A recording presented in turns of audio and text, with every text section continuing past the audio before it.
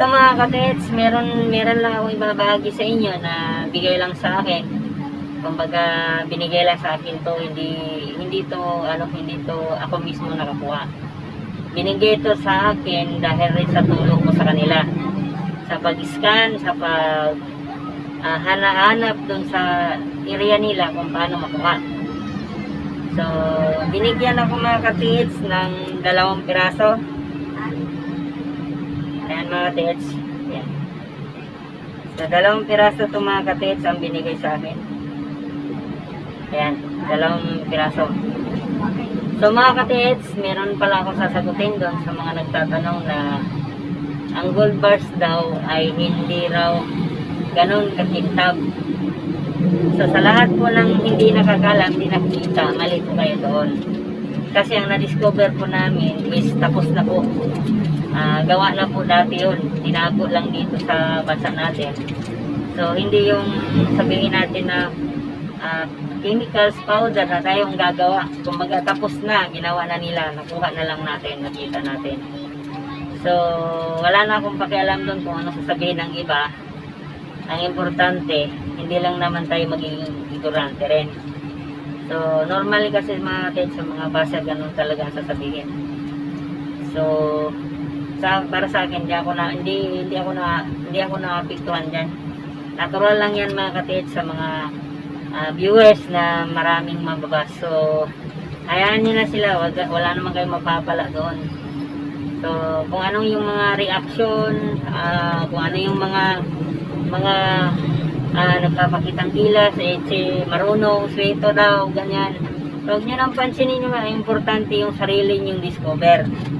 Tulad sa amin mga katits, ayan, may tatawag tayo na may mga malalaki, meron ding maliliit. Kasi laki ng posporo, ganun din, meron din. So, yung sa akin mga katits, kasing haba lang ng posporo to, hindi siya ganong skeleton na para sa posporo. So, ito yung mga katits, oh, kung makita nyo. Yan. So, kita nyo yung kintab, sakto-sakto yung kintab niya. Tapos, yan yung isa. Yan. Tama-tama yung anggulo niya. So, ayan mga katits, oh, pagkikita ko sa inyo. Yan. Yan po ang tunay. Yan. Tunog po siya ng gold, hindi po tunog ng bakal. Hindi po tunog ng tanso. Kasi ang tunog ng tanso mga katits is medyo hindi siya masyadong tumataginting. Hindi kagaya sa original mga katits na ganito. Yan. Yan, tumataginting talaga siya. So, yan mga katits, nakikita nyo, may mga ano siya, may mga ano pa siya, yung parang natatamaan siguro sa paglipat-lipat o kaya paglagay. Kung may makikita nyo mga ilapit ko lang mga katits ha. Yan, kung makikita nyo mga katits, ayan ha. May mga ano siya, may mga natusok-tusok siya, natamaan siguro to ng paglipat-lipat. Saka yan mga katits. Ganon ang pagkilatis po ng totoong gold bar. Yan. Hindi po lahat ng gold bar nakikita nyo is magkamukha. Yan. Magkaiba po. Yan. Yan. Tingnan nyo. Yan yung tunog mga katits. Yan. Mabigat po siya mga katits. Mabigat siya. Na hindi ko pa ito kinikilo.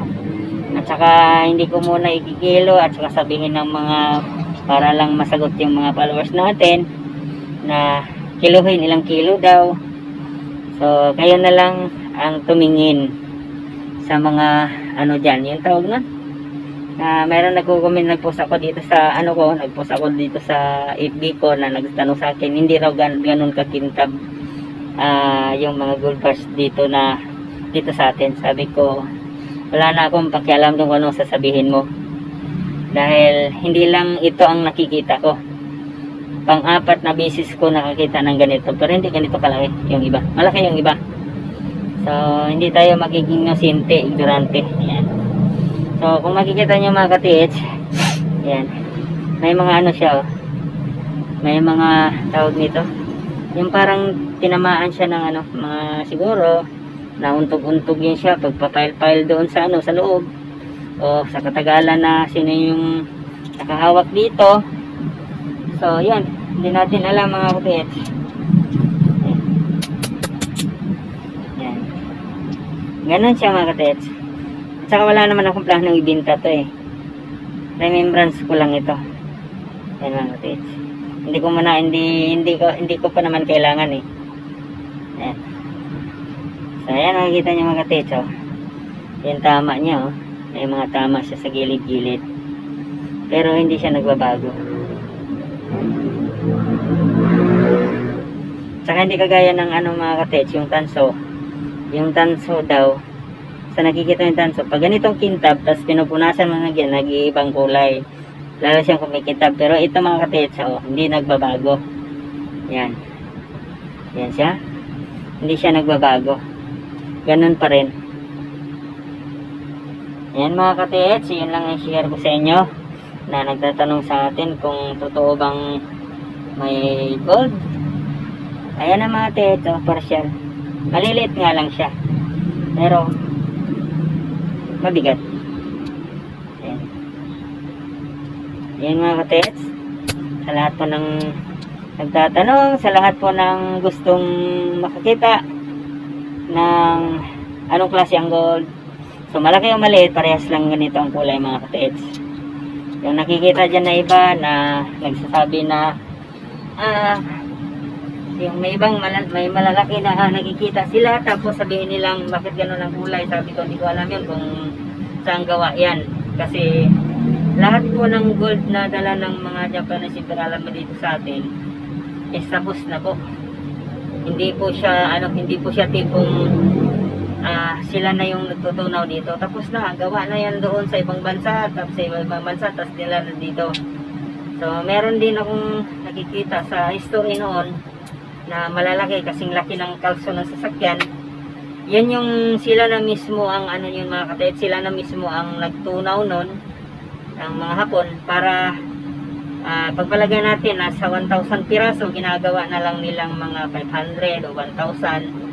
Nasa 5,000 siya, gawin na lang nilang 2,000 piraso. Kaya tinunaw nila, nilakihan nila mga kapatid.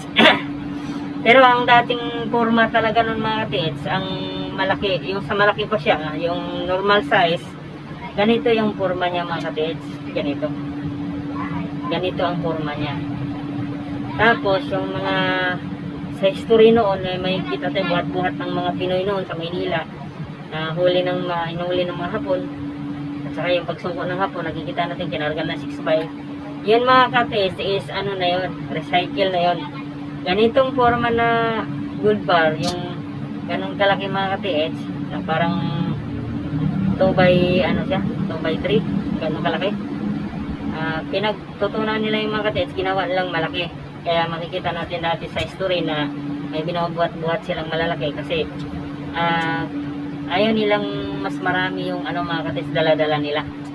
Kumbaga nag-minus sila doon. Halimbawa, example natin, nasa 5,000 yung dala nila, gawin na lang nila mga 2,000, 3,000, ganun. Kaya ganun ang nangyari. Pero normally mga kapatid, yung gold na galing ng ibang bansa, dala-dala ng mga Hapon dati, ganito talaga mga kapatid, ganito. So ito, inside the stone lang ito nakuha mga kapatid. So share lang kayo dyan sa gustong may magtanong pa. So ito muna yung partial natin mapakita mga kapatid. Tapos abangan nyo na lang yung iba naming site kasi meron pa kaming site na pupunta kasi 4 yung site na to eh. So ito mga kapatid, hindi naman tumatalabi nating bunkers to. Ano lang to, gipawis lang to mga kapatid. Inside the stone. Yung nakita niya sa video mga kapatid na may susi siya. So yun na yun mga kapatid. Ayan mga kapatid. So yun yung natin, papakita natin sa inyo, pagilatis natin ng gold mga kapatid. So ganun lang siya. Yun. Kita na mga kapatid. So ganun lang siya mga kapatid. Yan.